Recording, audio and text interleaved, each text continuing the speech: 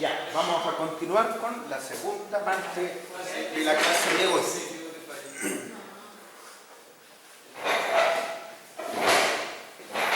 Ya. Estábamos viendo el tema de los marcos de momento, pero también generalizando los conceptos a cualquier cosa que tengamos en hormigón armado. Porque en general, ¿cierto?, las estructuraciones que vamos a ver particulares son los marcos de momento y los muros de flexo-compresión. Por ahí también van a salir los muros de corte, pero la verdad es que, como les dije hace un rato, los muros de corte no son ningún problema porque en general no van a necesitar ductilidad, así que pasamos rapidito por encima de ellos. El problema de la ductilidad se da netamente porque la puedo desarrollar en flexión, ya sea en vigas, en columna, bueno, en base de columna porque no queremos que las columnas en general fallen de ninguna forma, y en bases de muros de flexo-compresión, pero siempre en la forma de falla flexural con una muy buena capacidad de giro. Eso es lo que andamos buscando siempre, una buena capacidad de giro debido a flexiones en estos elementos. Y la flexión, como recordamos hace un ratito, depende también de la carga axial. Por lo tanto, la capacidad de giro en vigas, que tienen poca carga axial o casi ninguna, no va a ser un tema. La capacidad de giro en muros cargados axialmente puede ser un problema grande. Y lo otro es que para que la falla sea flexural, yo voy a necesitar en líneas generales que el elemento no falle por corte antes de generar la falla por flexión. Y eso significa diseño por capacidad. En hormigón armado va a aparecer bastante este tema del diseño por capacidad, bastante explícito. No van a aparecer, en líneas generales, las cargas amplificadas tal como lo vimos dentro del contexto de 2369. Ahora, hay elementos en particular que no vamos a ver acá, pero que no son parte de los fusibles. Por ejemplo, los diafragmas de piso, las losas. En general, ¿cierto?, no son elementos que uno vaya a diseñar con un R, ¿cierto?, dentro del código ACI 318, y la norma no lo cambia ni lo corrige, ¿cierto? Los diafragmas son elementos que se van a diseñar con sobreresistencia, ¿cierto?, con el omega 0 metido por ahí, porque los diafragmas son elementos que sirven para acoplar los distintos ejes resistentes del edificio, ¿ya? Y no tienen el objetivo de desarrollar ductilidad por sí mismos. No son fusibles. Veamos. Diseño de viga de elementos sometidos a flexión. ¿Qué nos dice? El requisito 21511 define a la viga como. Dice que la viga es un elemento que tiene una carga axial baja, que es bajo, menor que el 10% del F sub C'. Recuerden que todo esto está directamente en el RFD. El hormigón armado no se diseña en ASD, por lo menos no a niveles de resistencia. Bueno, en general para vigas, estos elementos horizontales, esto se cumple siempre. A veces también se cumple para elementos verticales. O sea, hay varias cosas que parecen columnas, pero son vigas, de acuerdo a esta definición. Por ejemplo, sin ir más lejos, los pedestales de bases de columnas de acero típicamente clasifican como vigas, porque la carga de compresión es baja. Bien, requerimientos geométricos. ¿Qué es una viga? Fíjense, la viga tiene que tener un largo libre mayor que 4D. Eso es lo importante, porque si no, nunca la van a poder armar al corte. ¿Ya? Ahora, en general, las vigas tienen largos mayores que 4 veces la altura útil. ¿Ya? Es bastante común. Pero sépanlo, cuando las vigas tienen menos que eso, las vigas de acople de muros. Las vigas de acople de muros en general tienen largos que pueden ser el doble de la altura útil. Son vigas muy cortitas y fallan por su armadura diagonal. Pero las tenemos absolutamente fuera de lo que vamos a ver en este curso. Entonces, en general eso se va a cumplir solito. No es difícil. Después, el ancho. el ancho de la viga tiene que ser al menos 30% de la altura y más de 25 centímetros. 25 centímetros porque si no voy a tener problemas, no le van a caer los fierros. Y menos de 0,3, esta cosa pierde razones de aspecto. En general, el ancho de la viga tiende a ser como la mitad de la altura. O sea, vigas de 80 centímetros de altura tienen un ancho de 40, eso es lo más común. Ya, eso del tercio no es tan típico. ¿Ya? Entonces, ojo con eso.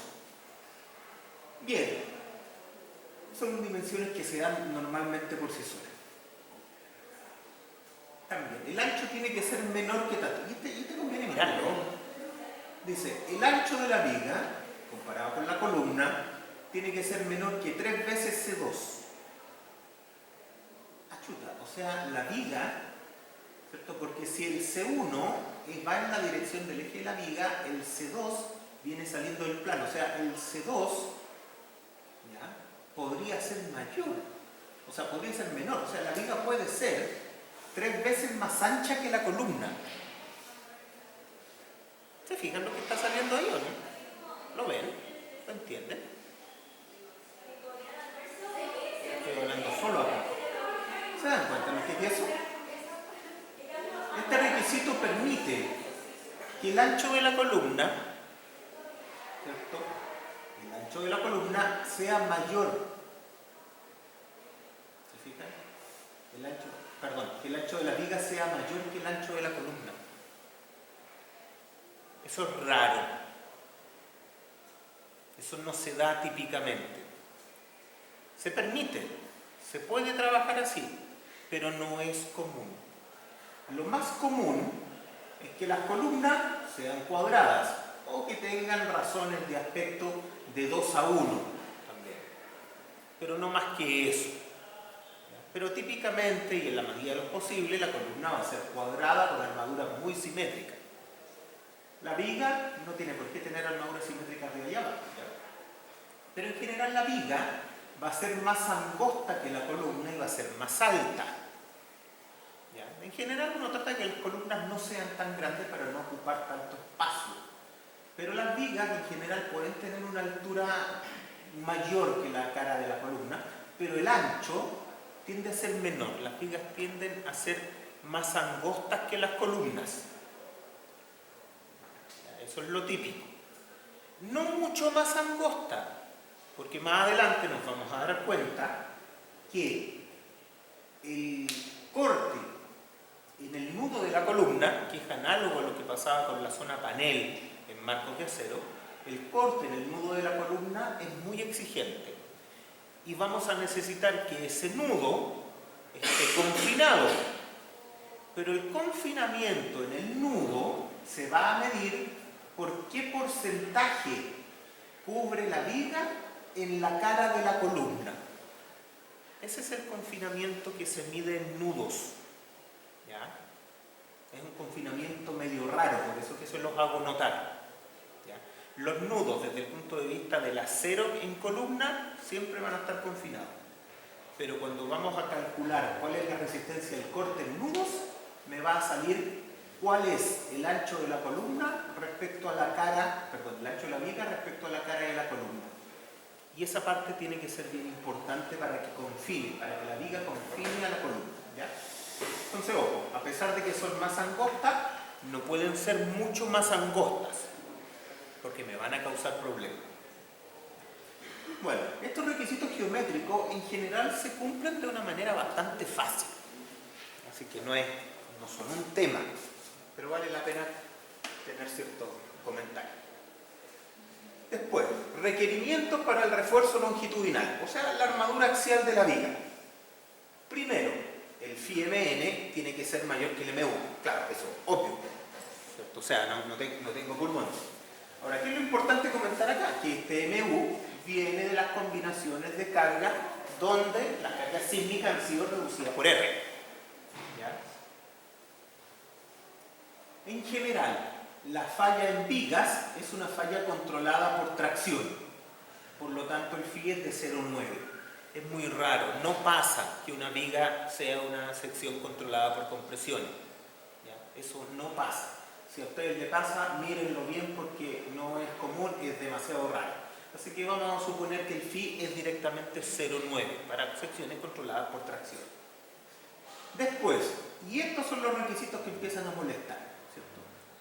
Ya, veamos cómo es el diagrama de momento típico en una de estas vigas, en una viga sísmica. Cuando nosotros tenemos un marco, vamos a decir que el marco es así. Para cargas gravitacionales, típicamente el diagrama de momentos es así. Momento negativo en las caras de los nudos, momento positivo en el vano. Para efectos sísmicos, normalmente va a haber un diagrama de cargas reducidas y es así. Un momento flexural. Cuando yo superpongo con mis combinaciones de carga ambas cosas, me voy a dar cuenta que en uno de los extremos el momento negativo va a subir más y en el otro extremo el momento podría dejar de ser negativo, y a veces ni siquiera eso, y va a pasar a positivo, pero poquito. Típicamente es bien común que el momento positivo en la cara sea cero o muy bajo. Entonces alguien dirá, no necesita armadura por abajo. Ya, no necesita armadura por abajo.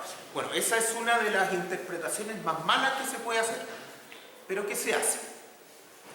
Porque claro, yo voy a decir, mira, no necesita armadura por abajo para cargas sísmicas reducidas, que son las que no existen. Por lo tanto, como conclusión es mala. Ya. Ahora, ¿cuánto entonces le pongo por abajo si no tengo un número? Y ahí aparecen estos criterios.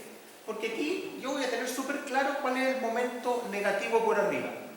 Para enfierrar, digo yo, no el máximo que va a tener, porque evidentemente el máximo que va a tener va a ser el que pueda desarrollar las barras que yo le ponga. ¿Ya?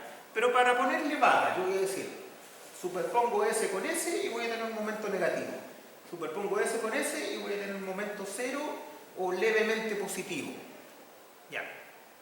Entonces, la armadura superior es fácil, va a salir de aquí. Pero la armadura inferior podría ser cero. Entonces, ¿qué me dice esto? Dice, mira, en la cara del nudo, el momento positivo, que es por abajo, no puede ser menor que la mitad del momento negativo. O sea, si yo enfierré para momento negativo de 100, tengo que enfierrar para momento positivo de 50, por lo menos. Normalmente esto, es decir, el momento nominal positivo tiene que ser el doble del momento nominal negativo, perdón, tiene que ser la mitad del momento nominal negativo, se transforma rápidamente en la armadura que pongo arriba, o mejor, la armadura que pongo abajo tiene que ser al menos la mitad que la de arriba. Rápidamente pasamos a eso, porque tiene la misma altura la sección de arriba para abajo y de abajo para arriba.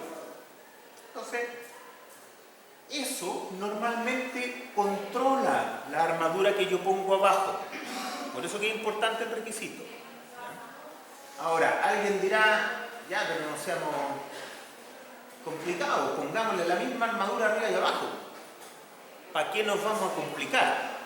Bueno, eso no necesariamente se hace por un tema de costo. ¿Ya?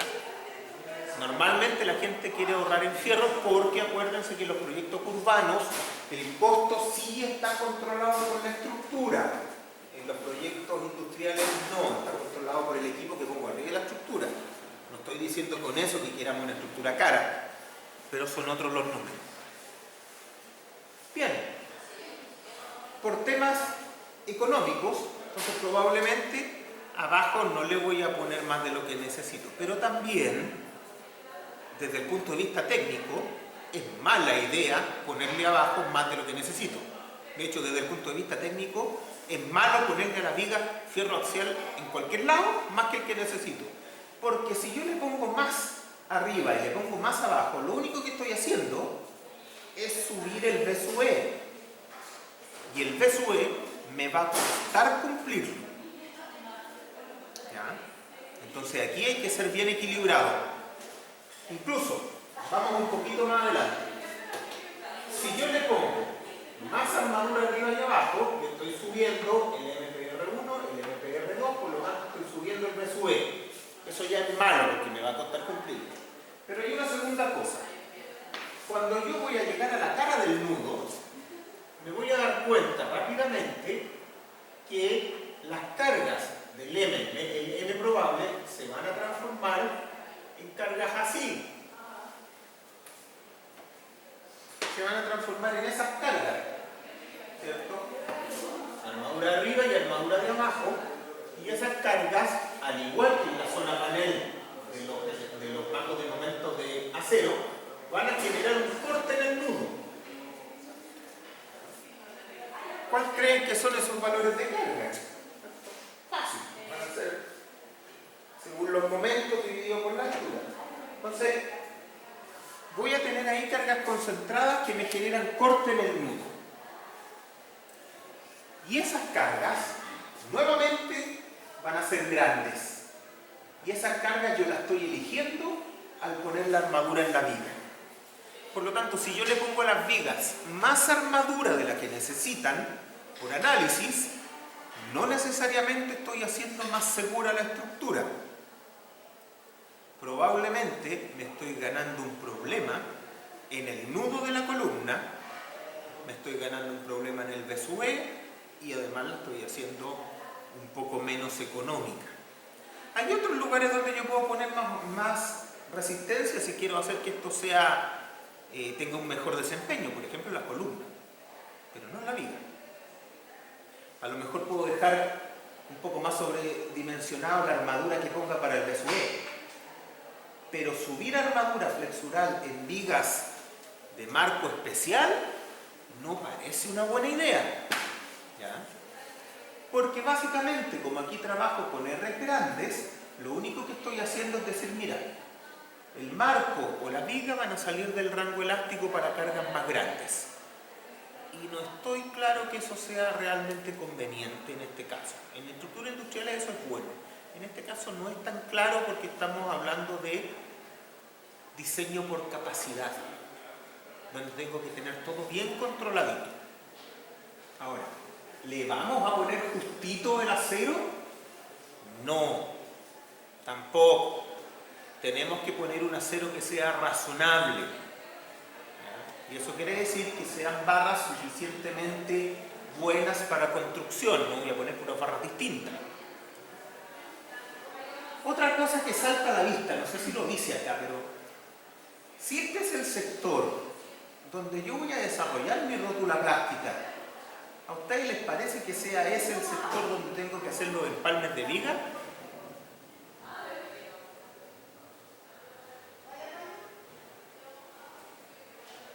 Estoy esperando que me respondan. No es una pregunta retórica. A ver usted, saque la cara por los hombres. No sé la respuesta. ¿Cómo no? Estoy preguntando si esa es una buena zona para hacer empalmes de barra o no. No me acuerdo qué era el empalme. Empalme, por traslado, poner una barrita encima de otra. Se le acabó la barra y tiene que continuarla. Y la manera de continuarla es empalmarla con otra por un traslape o por un conector mecánico. ¿Qué zona la que está? Esta zona, la cara de la columna, en el sector donde se genera la rótula plástica de la viga en marcos especiales. No, o sea, según yo no es un buen lugar, porque en el plan igual como que hace que supieran las propiedades del maíz de trabajo. Esa es la respuesta. Eso es una muy mala idea. Sin embargo, en el caso de muros y columnas no es tan raro que después de la construcción de la fundación se dejen arranques verticales para hacer empalmes justo sobre la fundación. Eso también es mala idea porque es una zona parecida a esta. No exactamente igual, pero parecida. Eso se hace mucho como práctica. Por eso hay que tener cuidado. Bien. ¿Qué otro requisito aparece acá? Dice que en ninguna parte puedo poner menos de un cuarto del momento máximo que puse en algún lado. Ya, eso en castellano simple es que, a ver, ¿dónde yo puse el momento máximo? En la cara del nudo y como momento negativo. Ya, o sea, en ningún lado yo puedo poner armadura, porque eso se transforma rápidamente en armadura. Nunca puedo poner menos de un cuarto de la armadura máxima que yo puse. Ahora, eso sí que es medio muerto porque no se ocupa tanto, se cumple solo, porque yo arriba tengo la armadura máxima y alguien dirá, ya, pero en el centro no necesito armadura máxima, por lo tanto ahí podría bajar la armadura a un cuarto. Sí, podría, pero eso depende del largo total de la viga. Las barras vienen, ¿cierto?, en formatos de barras de diámetros pequeños, vienen en rollo, barras de diámetros más grandes, y aquí debería tener barras de diámetros más grandes, ¿cierto? Hasta las de 10 vienen en rollo, pero aquí tendría que estar usando barras de 25 quizás. Esas barras vienen en largos de 12 metros. Por lo tanto, estar chasqueando todas las barras para ahorrar un poquito ahí no es normalmente económico. Por lo tanto, desde ese punto de vista, solo si la viga es demasiado larga, a lo mejor conviene bajar un poco las armaduras en el sector central. Pero lo típico es que en realidad la armadura superior e inferior sea más o menos la misma en todo el vano. Entonces, la superior no es igual que la inferior, pero lo típico es que sean bastante iguales en todo el vano. De hecho, uno trata de hacer los empalmes de esas vigas, de esas barras longitudinales lejos de las caras de las columnas, lo que típicamente me lleva a hacer los empalmes como al medio o en el tercio central, no sé, por ahí. Entonces, ojo, por temas de armado, este es bien discutible. Este de acá arriba, ojo, siempre control. Desde ya, ¿cierto? Si tenemos columnas, vigas, si queremos enfierrarla, vamos por ahí a buscar algunos criterios para enfierrar, pero en general, ¿cierto?, yo puedo tener en estas zonas fierros que estén relativamente cercanos, porque es una zona en la que yo voy a necesitar confinamiento, ya lo vamos a ver en los próximos requisitos. La zona de extremo de las vigas, que es la zona donde se produce la rótula plástica, en general va a ser una zona que necesite confinamiento. Pero, a diferencia de las columnas que vamos a ver después, la viga se va a armar al corte por capacidad y se va a asumir que eso es suficiente. Síganme con esa idea. Estamos diciendo, no vamos a aplicar requisitos de confinamiento explícito, sino que vamos a confinar indirectamente. Vamos a decir, con el B sub E le voy a tener que poner harto estribo a esta cosa para que resista el corte. Y como le voy a poner harto estribo, me doy por satisfecho con cualquier otra cosa. ¿Ya? Esa es la forma. Bueno, yo aquí dibujé 4 fierros porque en general yo le pongo a las vigas fierros impares y a las columnas fierros pares, entonces nunca chocan los fierros. ¿Ya? Pero es una cosa de cada uno. Entonces, ¿qué vamos a tener acá? Vamos a tener un estribo perimetral, ¿cierto? Como es una zona de confinamiento, típicamente me va a salir un segundo estribo y también típicamente voy a agarrar todas las barras. Ahora, para que esto yo lo pueda hacer de una manera tan simple como dice acá, necesito, por ejemplo, que la cantidad de barras de arriba sea la misma cantidad de barras de abajo. Y ahí ya tengo un tema, porque arriba tengo el doble de armadura que de abajo. Comúnmente, ¿cierto? A lo mejor ustedes van a tener la misma en algún caso especial, pero supongamos que arriba tenemos barras, no sé, de 28, entonces a lo mejor acá vamos a tener barras de, no sé, 18. ¿Ya? Pero voy a necesitar tener la misma cantidad para poder armar los estribos de buena forma. Todo ese tipo de cosas hay que pensarlas cuando uno está haciendo esto, ¿ya? Tengo que pensar en la separación de las barras, en la ubicación de las barras, en qué estribos le voy a poner y qué separación de estribos voy a poner. ¿Qué sería razonable? Por ejemplo, si tengo 4 barras de 28 arriba y abajo tengo 4 de 18, por decir, no he hecho el cálculo. Tengo un estribo perimetral y un estribo central, probablemente esos estribos van a quedar separados, no sé, dependiendo de la altura útil, a 10, 15 centímetros. No es común que queden separados más en zonas de confinamiento. Les voy voy a insistir en eso. Ahora, ojo,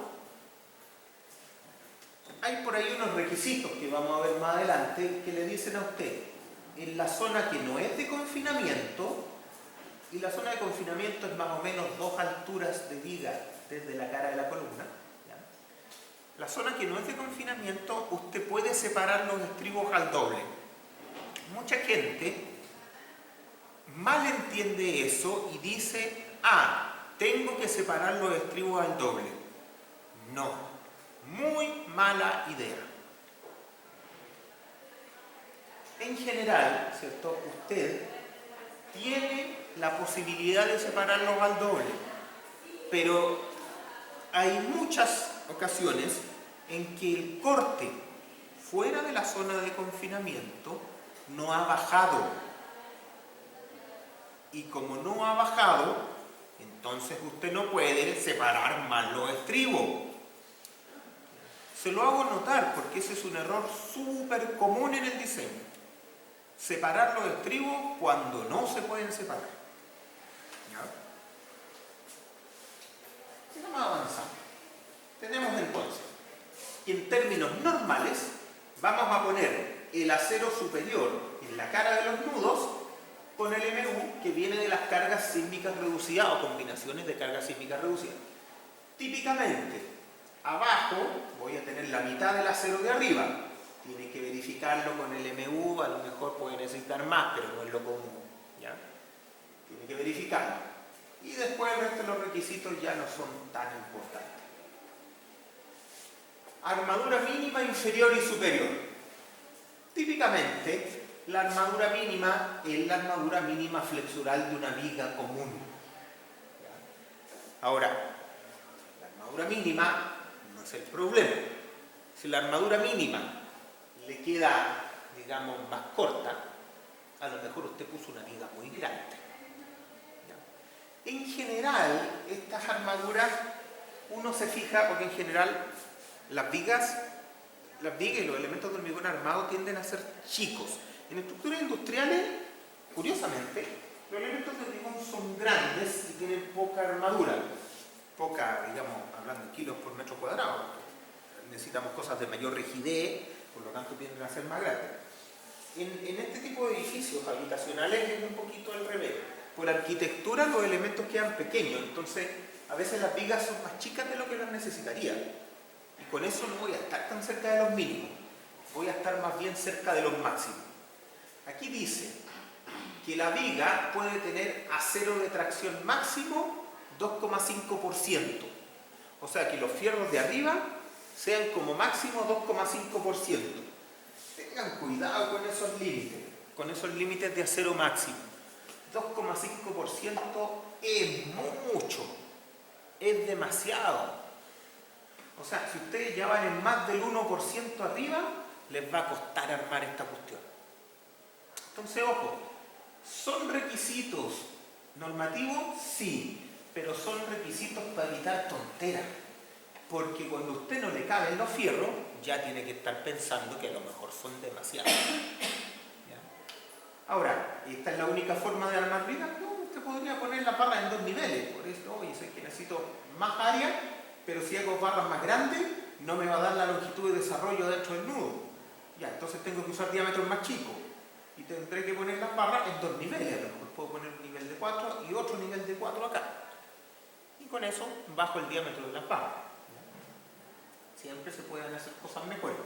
Pero ojo, llegar a aceros flexurales, ¿cierto? Y flexurales solo la cara de arriba o solo la cara de abajo, del orden de 2,5% es mucho. ¿Ya? Limitación de la cuantía. Permite evitar congestión. Claro, pero si llega al 2,5 no la va a evitar. Limita esfuerzos de corte. Ya, de todas maneras va a tener que enfriar por capacidad, así que eso no nos ayuda. Si queremos que el épsilon en el acero sea mayor que el 5 por 1000, nos obliga a disponer armadura de compresión. En general, las vigas sísmicas siempre tienen armadura de compresión porque el requisito es que ponga por lo menos la mitad abajo que lo que tengo arriba. Por lo tanto, siempre hay armadura de compresión. ¿Ya? ¿Para qué sirve la armadura en compresión a todo esto? en una viga. O sea, si pongo muchas barras abajo, el regimiento sube, entonces para equilibrarlo. Una forma de... No entendí. ¿Para qué sirve? ¿Para qué le pongo? Supongamos que no necesita armadura en compresión. ¿Por qué le pondría? Para poder ponerle más contracción por la cuantía. Para que resista más. O sea, si le pongo demasiada tracción sin compresión, por la cuantía el ejemplo va a quedar muy arriba. No sirve. O sea, eso es lo que me acuerdo del primer hermano. No le entiendo, pero parece que va por ahí. Si yo no pusiera armadura en compresión, en algún momento, ¿cierto? Puedo tener mucha armadura en tracción y eso rompe la cabeza de compresión. ¿Ya? Eso es lo primero. Pero, en realidad, para lo que más me sirve la armadura en compresión es para dar capacidad de giro a la sección. La armadura en compresión alivia la cabeza de compresión del hormigón y con eso me da la posibilidad de tener más capacidad de giro. Y en este tipo de cosas importa mucho la capacidad de giro. Estamos hablando de las vigas sísmicas, que se van a plastificar flexuralmente en los extremos y por lo tanto lo que necesito es una buena capacidad de giro. Entonces, tener armadura de compresión es absolutamente necesario. ¿Ya? Bueno, básicamente siempre voy a tener armadura de compresión porque el requisito inicial me está diciendo que abajo tengo que tener por lo menos la mitad de arriba. Entonces, siempre tengo armadura de compresión. O sea, básicamente en esta diapositiva solo sacamos que ojalá no lleguemos al 2,5% arriba o abajo, sino menos. Requisitos para el refuerzo transversal ahora. Ahora que ya le puse los fierros longitudinales, que son los flexurales, paso al corte. Pero ojo, insisto, paso al corte ahora que definí cuáles son los fierros longitudinales. No puedo enfierrar al corte sin haber definido los fierros flexurales, porque dependen de los otros. ¿Ya? Entonces, ¿cuál es el objetivo de este refuerzo transversal? Que voy a poner, lo estribo. Resistir la demanda de corte, como primera cosa. Confinar el hormigón en las zonas de plastificación. No voy a calcular una cuantía de confinamiento de manera explícita, pero al disponer estos estribos ya estoy buscando confinar. ¿Ya? Evitar pandeo de las barras longitudinales. Sí, porque recuerden que aquí se van a producir rótulas plásticas, por lo tanto, las barras van a fluir en tracción y en compresión. Y cuando fluyan en compresión van a tender a pandear. Para que no pandeen, tengo que tenerlas agarraditas más o menos cerca. Por eso los estribos van a quedar más o menos cerca. Mejorar la adherencia de barras empalmadas. Ya, la idea es que no se empalmen en esta zona. Pero cuando yo empalmo barras dentro de hormigones o núcleos confinados, la longitud de desarrollo baja mucho. ¿Por qué es importante eso? A lo mejor en la viga no tanto, pero cuando nos metamos al nudo, nos vamos a dar cuenta que si nosotros queremos meter unas barras de 25 al nudo, las longitudes de desarrollo no nos van a dar campo. Pero, cuando nosotros nos damos cuenta que el hormigón que está dentro del nudo está confinado, porque viene con el confinamiento de la columna, ¿cierto? El confinamiento de la columna pasa a través del nudo, entonces siempre tenemos nudos confinados. Bueno, dentro de ese núcleo confinado del nudo, las longitudes de desarrollo bajan mucho. ¿Ya? Y eso me sirve para el diseño. Bien, espaciamientos en la zona de plastificación. Importante, 1/4 de la altura útil. Ya, normalmente esa cuestión se cumple sola. ¿Ya? 8 phi longitudinal, ahí hay que mirar. O sea, si tengo barras de 28, barras de 25, supongamos barra 25. Entonces aquí me da 20 centímetros. Más o menos. Ya, 20 centímetros de alto para la zona de confinamiento. 24 phi transversal, ya 24 veces el estribo. Supongamos que el estribo son barritas de 10, aquí estoy hablando de 240, o sea, entre estos hoy estamos hablando de 20 centímetros y el 30 nunca se activa. Entonces, según estas cosas, estoy hablando más o menos de 20 centímetros. En general, esta cuestión requiere menos en la zona de confinamiento. ¿Ya? Después lo puedo separar más, pero en la zona de confinamiento no. Ahora, cuando yo estoy fuera de la zona de confinamiento, La idea es separar un poco más los estribos si es que se puede, pero no cambiarlos. O sea, yo seguiría con el mismo arreglo, ¿cierto? Si aquí digo que tengo dos estribos de 12, bueno, seguiré con dos estribos de 12, pero en vez de tenerlo a 15 centímetros, lo separaré a 25, si es que puedo.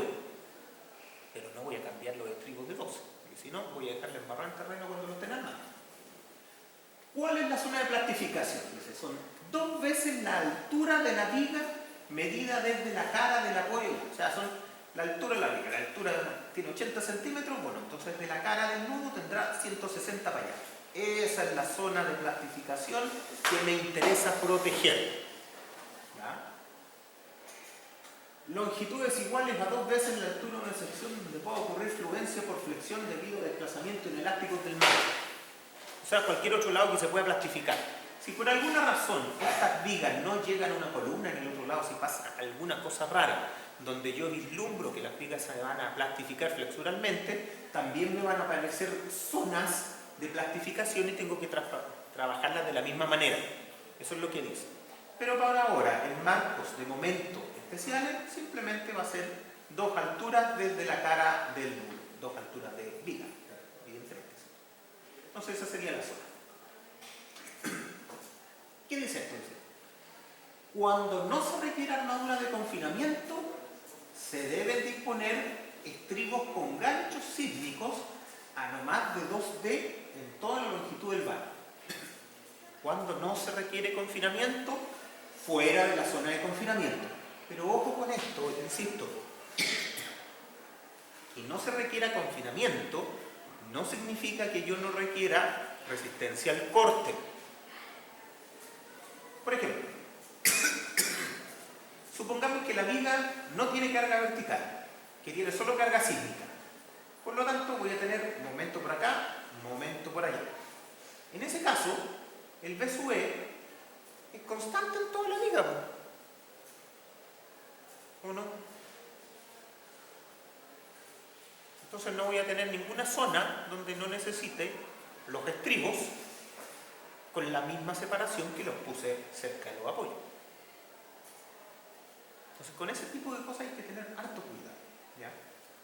Pasa que la gente tiende, fuera de las zonas de plastificación, a separar los estribos, pero sin verificar si todavía cumple el corte. El primer estribo debe estar a 5 centímetros de la cara. Ya, eso normalmente se cumple fácil. ¿Ya? Entonces el primer estribo a 5 centímetros, de ahí en toda la zona de confinamiento tenemos nuestras condiciones que van a ser como 10-15 centímetros en general. Y de ahí para afuera podría separar más los estribos. Típicamente no lo voy a hacer sin verificar que resista el corte. Bien, en la zona de confinamiento tengo que ocupar este tipo de ganchos, que son los ganchos no a 90, sino que son a ¿cuánto se llaman estos ganchos? Ya me olvidé el número. Ya, pero hay que doblar los ganchos. ¿Por qué? Porque es muy importante este detallamiento. Acuérdense que nosotros vimos al principio de la clase que voy a perder el recubrimiento. Y si pierdo el recubrimiento y estos son ganchitos a 90 grados, entonces la patita del ganchito se va a salir y voy a perder mi confinamiento entregado por esa barra. Por eso que es necesario que estos ganchitos siempre estén a más de 90 grados, ¿ya? Envolviendo a la barra del extremo, para que estas patitas se desarrollen al interior del núcleo confinado. Este es un detallamiento que es importante desde el punto de vista práctico. A ustedes probablemente en el diseño no les significa nada, pero a veces en terreno se producen algunos errores por este tipo de detallamiento. Hay que tener cuidado, sobre todo en zonas de confinamiento donde yo voy a perder el recubrimiento. Y digamos que aquí las zonas de plastificación están diseñadas para que yo pueda perder el recubrimiento de manera cómoda.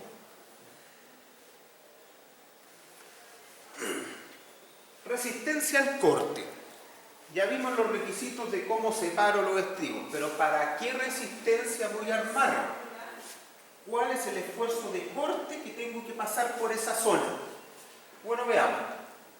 El phi B sub n, o sea, la resistencia LRFD, tiene que ser mayor que un B sub n. Eso es lo primero. ¿De dónde sacamos el B sub E? Ahí es donde tenemos que tener cuidado. Primero, el phi es de 0,75, el B sub N de acá es B sub C más B sub S. Ya, o sea, es lo que da el hormigón más lo que da el acero. Ya, ok. Esto no siempre es así. Bien. En esta viga, ¿cierto? Yo tengo que calcular el B sub E con un diagrama de cuerpo libre, que es bien parecido a la condición post-pandeo que teníamos de la viga Chevron, ¿cierto?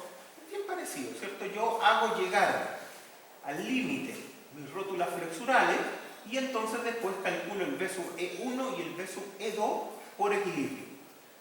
Cuando yo calculo cuánto es el B sub E en cada uno de los extremos, me va a dar un diagrama así. Claro, tiene máximo en un lado y mínimo en el otro por efecto de la carga gravitacional. En ausencia de la carga gravitacional sería un corte constante e igual al máximo. Entonces hay que tener cuidado, porque todos estos problemas tienen inversión de esfuerzo. O sea, si yo calculo mi diagrama de corte cuando el sismo va para un lado así, y ahí exageré mucho, cuando va el sismo para el otro lado, mi diagrama de corte va a ser así. Y yo tengo que enfierrar para ese corte. ¿Se fijan? Entonces, no es muy claro que en toda la zona que está fuera de los sectores de confinamiento yo pueda bajar los extremos de corte. ¿Ya? Mirarlos. Bien. ¿Qué es el MPR? ¿Cierto? Yo les decía que es el ME, que sería el momento esperado, con propiedades esperadas, igual que en acero, ¿ya? Con una pequeña salvedad. ¿Cierto? Aquí dice que el MPR dice, puedo asumir 1.25 FY. ¿Ya?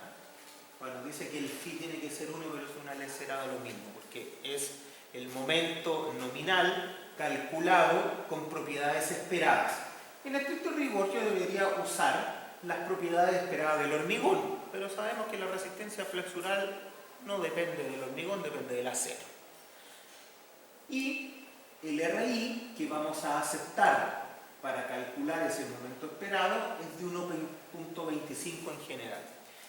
Los comentarios que tiene la 430, ¿cierto? Y lo que se acepta en general es que la sobreresistencia de nuestras barras anda del orden de 1.4, pero el código todavía acepta el 1.25. Yo les sugiero que tengan cuidado con esas cosas, ¿no? ¿Ya? Los mismos comentarios de la norma nos llevan a ese 1.4, pero se está aceptando el criterio del 1.25. Revísenlo, pero para efectos de este curso nosotros vamos a usar el RI o el endurecimiento de 1.25 y ya. ¿Ya? Pero no me gusta. Bien. Si entonces el phi MN, el phi MN, yo lo calculé con una fluencia de FY y estoy pensando que no hay mucha diferencia, salvo en las características del acero para la resistencia de esto, entonces el M probable sería muy parecido a 1.25 veces el ME. Se parecería mucho. Eso es una manera súper fácil de evaluarlo de manera rápida. ¿Ya? ¿Es exacto? No, ojo que estoy sacando el phi de 0,9 acá. ¿Ya? Tengo que sacar el phi de 0,9, o sea, si yo tengo normalmente este valor, que es el que me dan los programas, entonces tengo que dividirlo por 0,9, multiplicarlo por 1,25 y ahí me va a dar esta cosa. ¿Ya? Típicamente ese es un buen aproximador. ¿Ya? No es exacto, pero anda más o menos por ahí lo que es el momento probable. Entonces, cuando nosotros calculamos el B sub E, típicamente nos va a salir harto más que el V sub U, porque el V sub U venía de las cargas que consideran, venía de las combinaciones que consideran cargas sísmicas reducidas. Por lo tanto, debería ser este V sub E siempre mayor al V sub U. ¿Ya? Tanto es así, que como les digo, es bastante común que esto sea bien exigente. Y es por eso que nosotros tratamos de que las armaduras superiores e inferiores de las vigas estén justitas. ¿Ya? Bueno, no solo por el V sub E, sino porque después tengo que preocuparme por el corte al interior del muro. Bien, sigamos avanzando. Dice, el refuerzo transversal en los lugares identificados debe diseñarse para resistir el cortante suponiendo que V sub C es 0, cuando se produzcan simultáneamente estas cosas. O sea, hay una condición general para la cual yo tengo que despreciar la contribución del hormigón.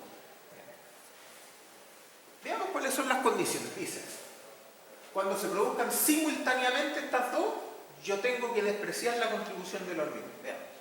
La fuerza de corte inducida por sismo representa la mitad o más del corte requerido. Esto es bien común. Es súper común. El segundo, la fuerza axial de compresión es menor que un 20avo. Eso también es bien común. Claro, porque es una viga horizontal. Típicamente estas vigas tienen cargas de compresión despreciables. Por lo tanto, la segunda se cumple siempre. Y la primera es súper común. ¿Ya? Salvo en casos raros, pero la primera es súper común. Hay que verificarla, pero es súper común. Entonces, ¿qué saca en limpio? Bueno, para que esta cosa sea fácil, es bastante razonable verificar el V sub E suponiendo que el hormigón no contribuye a la resistencia al corte. Y solo en caso que tenga problemas, meterme a revisar bien eso. Ojo con esto. Esto, insisto, conduce a que en la gran mayoría de los casos yo tenga que despreciar la resistencia del hormigón al V sub E. Bien, terminamos con las vigas. Columnas. ¿Qué diferencia tendrán las vigas con las columnas? Bueno, tienen diferencias bien grandes y van a molestar un poquito. Porque las columnas, ¿cierto? Ahora que ya tengo las vigas, tienen que ser capaces, para empezar, de no romperse con la viga que yo puse. Entonces, el primer candidato a columna, ¿cierto? Un predimensionamiento de la columna va a ser una columna definida por las combinaciones de carga que consideran las cargas sísmicas reducidas. Eso podría ser un candidato, pero ojo que de ninguna manera ese va a ser el diseño completo. No puede ser. No puedo diseñar una columna y mantenerla pensando que es un fusible. Eso no es razonable. Pero como primer approach, como primera idea, sí puedo prediseñarla así. Con eso darme una buena idea del tamaño, no sé, 50 por 50, 60 por 60, armadura al 1%. Puedo tener una primera idea de la columna. Y después la voy a verificar con los requisitos de marco de momento especial, que son los que vamos a ver acá. En particular, siempre voy a necesitar que esa columna resista a las vigas que yo ya puse y que diseñé primero. ¿Ya? Ojo con esa parte. Todo esto que les acabo de conversar conduce a que las columnas normalmente estén llenas de fierro. A que las columnas de marcos especiales las tenga que confinar enteras. Eso es muy común. Lo primero, recordemos un poco la curva de interacción. ¿Cómo es la curva de interacción? ¿Cierto? Una curva de interacción común de una columna, ¿cierto? Y a diferencia de la viga, reconozcamos que la gran diferencia entre una viga y una columna es que la columna tiene carga axial, en distintos niveles, pero carga axial al fin y al cabo. Entonces, dependiendo de la carga axial que tenga, se va a definir la resistencia flexural que tiene para ese nivel de carga axial. Como vimos en los gráficos hace un rato, también la carga axial entrega la rigidez que puede tener una columna al giro. Por lo tanto, tenemos demasiadas dependencias de la carga axial. ¿Qué seguridad tenemos sobre la carga axial de una columna en un marco de este tipo?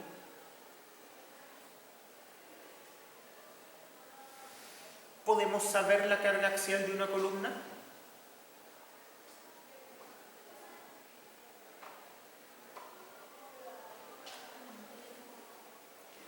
Bueno, por cierto que de las combinaciones con carga reducida no, pero ahí vamos a tener un primer número. Después nos vamos a dar cuenta que la carga de compresión y de tracción, porque ambas las vamos a necesitar, ¿cierto? Primero, a ver, sabemos que la carga axial más grande hace que la columna sea más rígida flexuralmente.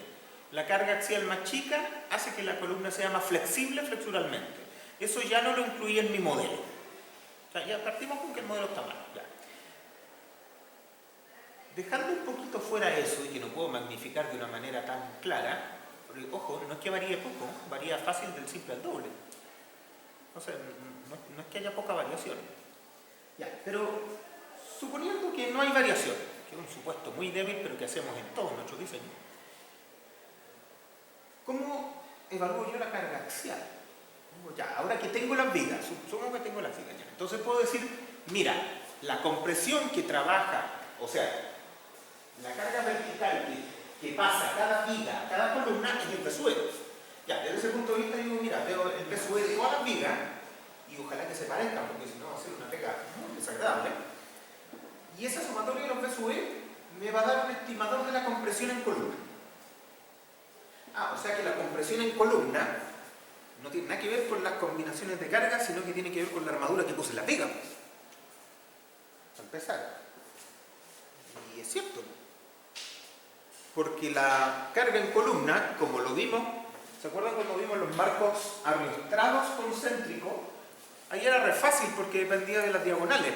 Teníamos las tracciones amplificadas o carga esperada en diagonales y con eso calculábamos las compresiones en columna, en diseño en capacidad.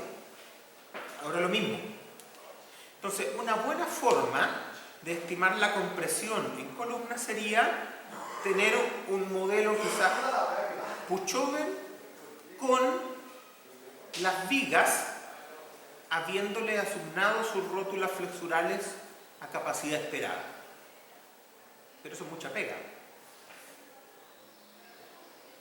O sea, básicamente lo que tengo que tener claro es que la carga axial, no solo compresión, la carga axial de columna no viene de las cargas reducidas, porque no puede.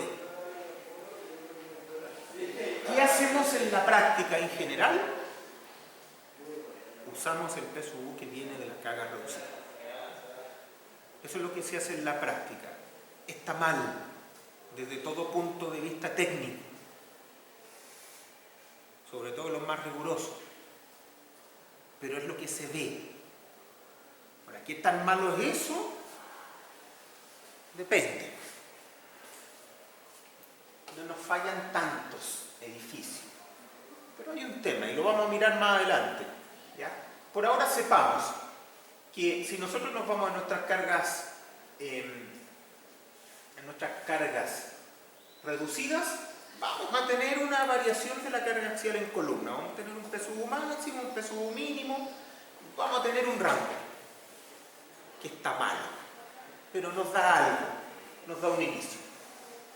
Bien, nosotros sabemos, al mirar nomás la curva de interacción, que hay un punto de balance, ¿cierto? Que es donde se alcanza la máxima resistencia flexural. Cuando la carga de compresión es la de balance, se alcanza la máxima resistencia flexural. Eso es bien importante. De ahí para arriba, por definición, está fallando el hormigón. Y de ahí para abajo, por definición, está fluyendo el acero. De ahí para arriba, como está fallando el hormigón, la capacidad de aumentar los giros es mínima, porque significaría que el hormigón tiene que superar el 3 por 1000, lo que solo lo puede hacer si confino, obvio. De aquí para abajo no está fallando el hormigón, por lo tanto yo aquí sí puedo seguir dando más giro, porque el hormigón le queda para llegar a sus 3 por 1000 y al acero no le interesa cuánto lo estire. Entonces, por definición, si yo estoy de aquí para abajo, o sea, si mi carga es menor que la del balance, yo podría estar desarrollando ductilidades. Si mi carga está por arriba de la del balance, entonces la cosa no se ve con muy buen futuro. Y una cosa es la curva de interacción por definición nomás, o sea, de ahí para arriba falla el hormigón, de aquí para abajo falla el acero, por lo tanto al hormigón le queda. Conclusión, tengo que estar del punto de balance para abajo, para que la cosa tenga una buena posibilidad de tener una capacidad de giro, una buena capacidad de giro. ¿Significa que con compresiones más arriba yo no puedo girar? Sí, puedo girar. Pero recuerden también que mientras más compresión, se hace más rígida la columna. Por lo tanto, si hay más rigidez al giro, giro menos también. O sea, desde ese punto para arriba todo va mal, desde ese punto para abajo todo va mejor. Entonces, si yo tengo una curva de interacción de este tipo y tengo un punto aquí, un punto sísmico ahí, es un buen diseño, no tiene mucha pinta, porque está muy arriba del punto de balance y me va a costar dar ductilidad al giro. Con 10 vueltas que me puedo dar, a lo mejor lo logro aceptar, pero no es la mejor idea.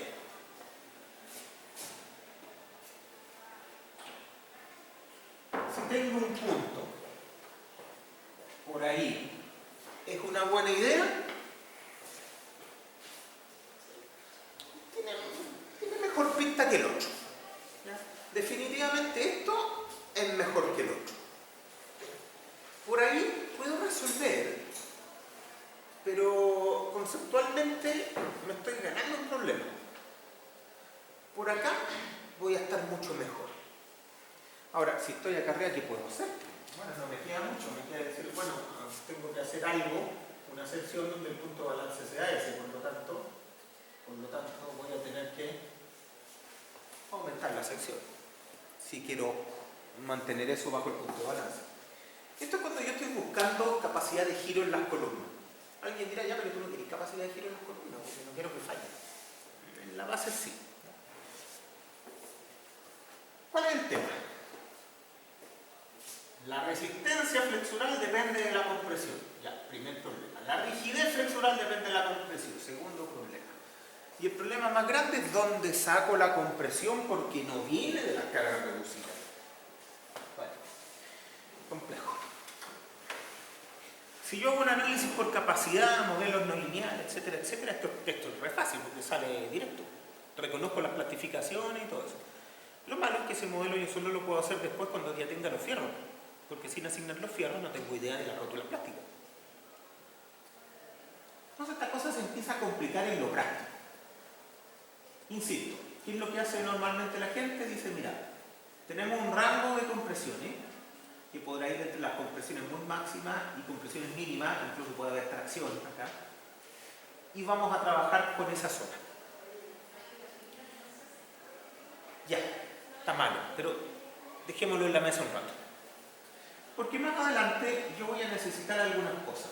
Voy a tener que cumplir, por ejemplo, porque esto es diseño por capacidad, voy a tener que cumplir aquí sí, como no hay carga amplificada en este caso, voy a tener que cumplir el criterio columna fuerte, viga débil. ¿Se acuerdan la sumatoria de los momentos que llegan por el lado de la viga? tiene que ser menor que la sumatoria de los momentos que resiste la columna. Problema, ¿eh? A ver, vamos a ver. Va a salir más adelante, pero, a ver, los momentos que vienen por las vigas, tengo que compararlos con los que vienen por las columnas. O sea, la sumatoria de los momentos por las vigas contra la sumatoria de los momentos de la columna. Y tiene que ser así. Ya. Todavía no estamos preocupados de esos momentos probables. Ya. La sumatoria de las vigas menor que la sumatoria de las columnas. Ya, pero la resistencia de la columna, depende del nivel de carga axial que yo tenga. Pero no sé cuál es la carga axial. ¿Cómo defino eso entonces? Normalmente lo que se ha hecho es decir, mira, para el criterio columna fuerte, viga débil, voy a considerar el P sub U dentro del rango que me dé la menor resistencia flexural. O sea, en este caso, yo diría, como la compresión de ahí arriba me da una carga flexural menor que la que me da acá abajo, me quedo con este momento. O supongamos que esta es menor que la de arriba porque no la veo claramente. Pero me quedo con esta. Y entonces esta la que meto ahí. Ya, pero ojo, yo sé que este valor está malo porque viene de carga reducida. Este P sub U podría fácilmente llegar acá. Y aquí tengo una resistencia flexural notablemente menor que la de allá. Entonces, este criterio es súper difícil de evaluar, incluso en diseño con capacidad, porque no conozco la carga de compresión mínima que va a tener mi columna. ¿Qué hacen algunas personas reconociendo esta ignorancia? Dicen, mira, ¿sabí? Yo voy a considerar, independiente que tengo compresiones, voy a considerar ese punto. Voy a considerar compresión 0 y ese lo miro acá, con compresión 0. Pero usted ni siquiera sabe si va a tener compresión 0, porque si tiene tracción va a bajar muy rápidamente ese M probable. Entonces eso no arregla mucho el tema. Como criterio puede ser, es decir, ya, mira, ¿sabes qué? Considero compresión 0, saco ese punto y lo meto allá. Mire, no es malo, pero tampoco es que me esté resolviendo el problema. El problema original es que yo no sé cuál es la carga axial de la columna. Si yo pudiera saber cuál es la carga axial de la columna, entonces esta cosa podría funcionar bien. Por el momento la gente acepta este tipo de cosas, acepta tomar el rango que ha definido mediante la aplicación de combinaciones sísmicas con carga reducida, pero sabemos que eso está malo. Ya les voy a insistir muchas veces en eso, porque más adelante también les voy a contar cómo debería ser esto al hacerlo bien. Después, cuando nosotros tengamos que evaluar el corte en columna, ¿ya? Va a ser algo fácil, porque al igual que en la viga, yo necesito evaluar un corte en la columna para que no falle. Desde ya no va a ser el P sub U que viene en las combinaciones sísmicas reducidas. Pero en las columnas uno va a decir, mira, a ver, vamos a hacerlo fácil. Vamos a hacer un marco especial de 2 pisos, aunque sea bien fácil así. A prueba. Esto y una espalda de la mano. Entonces, ¿cuál es el corte en columna? Ah, bueno, fácil. Yo voy a tener los momentos probables en cada cara. Tengo los momentos probables de la viga y tengo los B sub E de la viga. Por lo tanto, hago un diagrama de cuerpo libre de la columna y con eso puedo tener tanto el P sub U de la columna como el corte en la columna para mi condición de falla. Eso es facilito, ¿cierto? Ya. Pero póngale 4 pisos y póngale 3 baños. Ya no es tan fácil, ¿cierto? Se empieza a complicar. Y ese es el gran problema. O sea, yo podría, pero no puedo. Porque se empieza a subir mucho el trabajo. Y claro, con análisis no lineales yo podría resolver esto, pero no es, insisto, lo que hacemos todos los días en una oficina porque son caros. Y no solo son caros, sino que hay que saber hacerlo.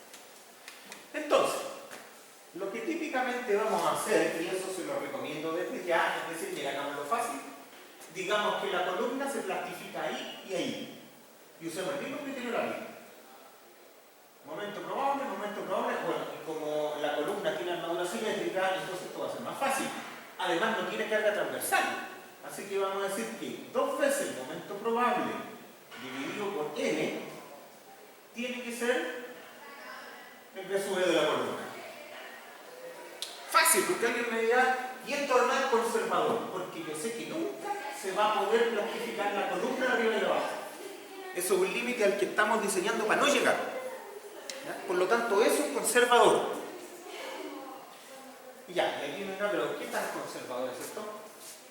Porque si es muy conservador no me sirve. Eso ha mostrado ser bueno. ¿Cuál es el asunto? ¿Dónde viene el problema? Es que otra vez el B sub E depende del momento. Y el momento depende de la carga axial que nuevamente no tengo. Ya, pero esto sí lo puedo mejorar. Porque si se fijan, el momento probable, si bien no puede alcanzar un mínimo, que es el problema que tengo para el criterio columna fuerte, viga débil, sí puede alcanzar un máximo, que es este. El momento puede alcanzar un máximo que está definido en el punto de balance. Por lo tanto, yo sí puedo generar un B sub E que sea un máximo. Esto sí yo lo puedo alcanzar. Entonces, ¿se fijan? Aquí estamos llegando a que depende de lo que yo quiera verificar. Entonces ese es el momento que tengo que tomar, porque el momento siempre es función de la carga axial. Vamos a retomar estas dos cosas que vimos en este rato, ¿ya? Pero quiero que se queden con estas ideas. Uno de los problemas más grandes que tengo en las columnas es que no sé cuál es la carga axial. Esto es demasiado exigente, en general no. De hecho, es lo que les voy a recomendar, porque a diferencia de la viga, aquí en la columna vamos a tener un cálculo de armadura de confinamiento específico, no solo indirectamente a través del B sub E. Aquí vamos a tener que poner estribos para resistir el B sub E, pero adicionalmente vamos a tener que poner armadura para confinamiento específico. En general, la armadura que uno pone para confinamiento específico es grande, es súper exigente. Por lo tanto, lo razonable es decir, voy a ponerle a la columna la armadura de confinamiento que el código me pide y después verifico si cumple el código. Típicamente lo cumple. Y si la armadura mínima de confinamiento que puse ya cumple el criterio conservador de la rótula plástica a los dos lados y a nivel de momento probable de balance, ¿para qué me voy a preocupar de afinar más? Si el mínimo que puedo poner ya cumple. ¿Ya? Por eso que esto es útil. ¿Ya? Pero es útil después de entender que tenemos un problema súper grande con poder llegar a cuáles son las cargas de compresión que podemos tener en las columnas. Ojo, y ahora yo estoy hablando solo del rango. Ahora, si usted me dice cuál es la carga de compresión que puedo tener cuando alguna de estas cosas pasa, ahí ya no hay posibilidad, porque para eso yo tendría que tener, incluso en un modelo complejo, una variación de rigidez flexural dependiendo de la carga axial. Y esa cuestión no está disponible por ahora. O sea, acá lo mejor que podemos hacer es suponer un montón de cosas y ojalá que la vida real ande cerca. Bien, preguntas respecto a esto. Todas estas cosas yo sé que las ven en el curso de hormigón, pero conviene tener algún repaso de estas cosas antes de meterse a lo complicado. Bien, lo voy a dejar aquí por ahora para no meterme en otros conceptos nuevos. ¿Ya? Vamos a ver los requisitos específicos de diseño de la columna la próxima clase, pero es este el problema mayor, ya que tenemos la viga resuelta, y si se fijan, la viga no era ni un problema porque no tiene carga axial. Si hubiera tenido carga axial es un problema. Y aquí todos los problemas de la columna derivan de la carga axial. ¿Quién no la conoce? Bien, esta semana tienen ayudantía y tienen entrega de tarea. ¿Dudas? ¿Consultas? ¿Nada? Ya. Entonces, nos vemos en la próxima clase.